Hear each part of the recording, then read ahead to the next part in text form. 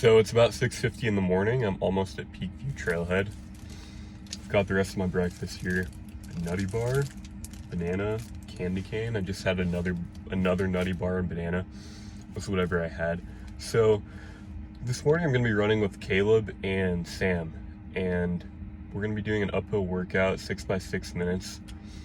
This is the first uphill workout I've ever done in my entire life on a trail. So it'll be interesting.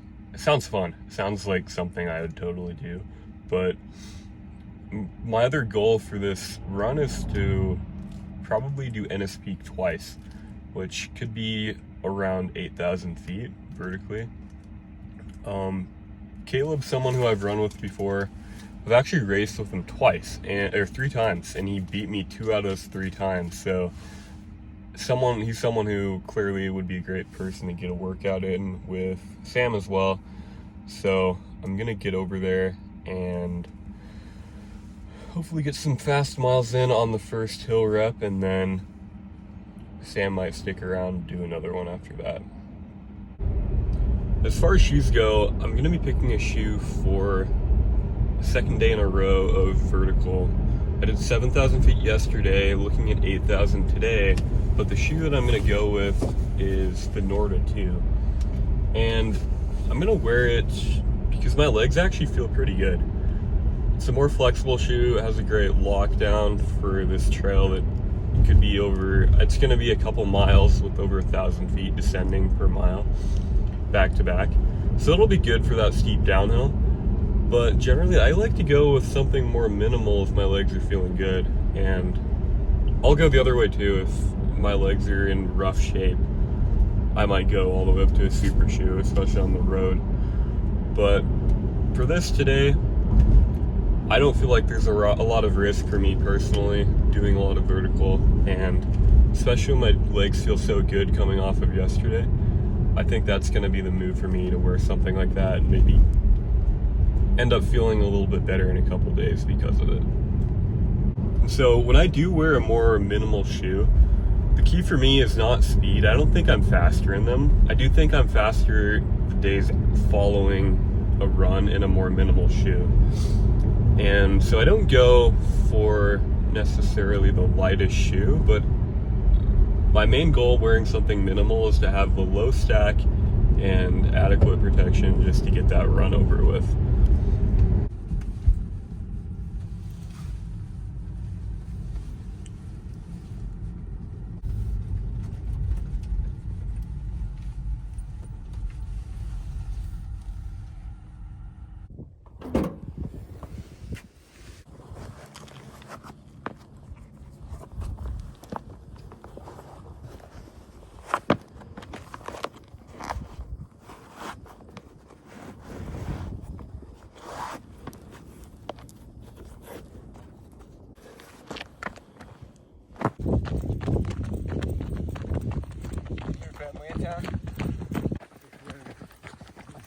It's been a rough year and a half for his running.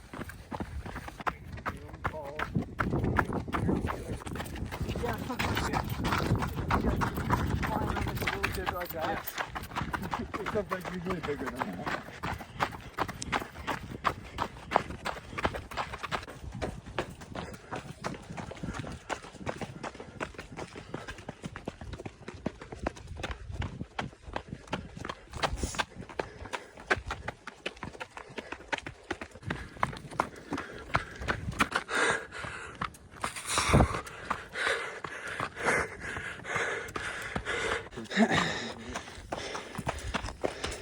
Yeah.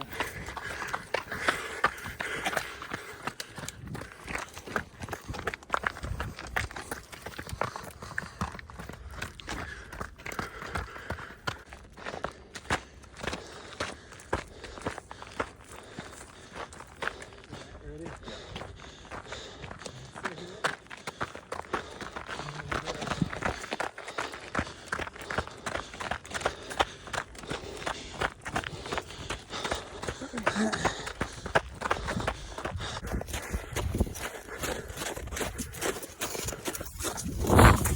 I don't know if we can count this last rep.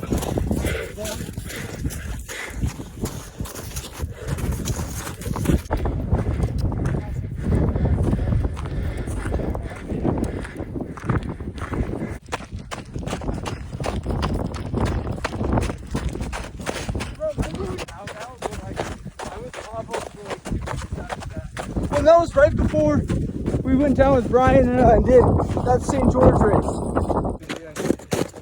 That's not my dad's race, it's the same company. But just that initial, like, for me, that felt so good. I don't last very long. Yeah. 10 minutes later, you forget you were ever fun.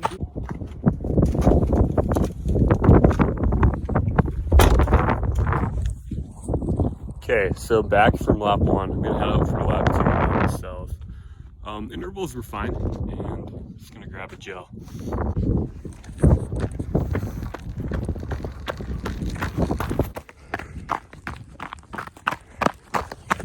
Okay, so funny enough, the coldest part of the entire route is just the ice right here. So I'm actually really liking this road section. I guess it's a dirt road, but connector between Draper and Sandy is pretty nice.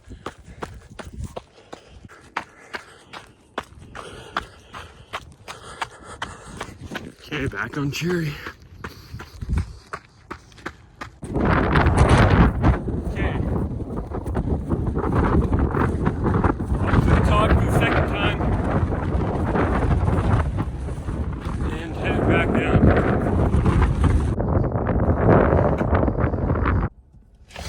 Another 25 miles. I think it was probably over 8,000 feet. I felt pretty good. That second climb at the top, I was a little tired, but I feel like it's hard for me to go down Jacob's Ladder, which was the last downhill, without feeling good at the bottom. I was feeling pretty fresh after the first lap. And to give you a little bit better idea about what the route was, we would run down a road. It was almost like a triangle. So we run out from Suncrest up here over to Sandy, then up the Cherry, climb almost to the top of Ennis Peak, and then come back. We came back down Jacob's Ladder. So it was a fun route. I know some people use poles. You probably saw Caleb using them. I've trained with poles on that route before as well, but it actually, the trail is so narrow and it gets so overgrown, especially late spring and summer, that I almost have nowhere to put the poles and I end up tripping over them. So I was just accustomed to not using poles on the Cherry climb, so that's why I didn't have them. But generally, I think I'll just wait on using poles until maybe early summer this year.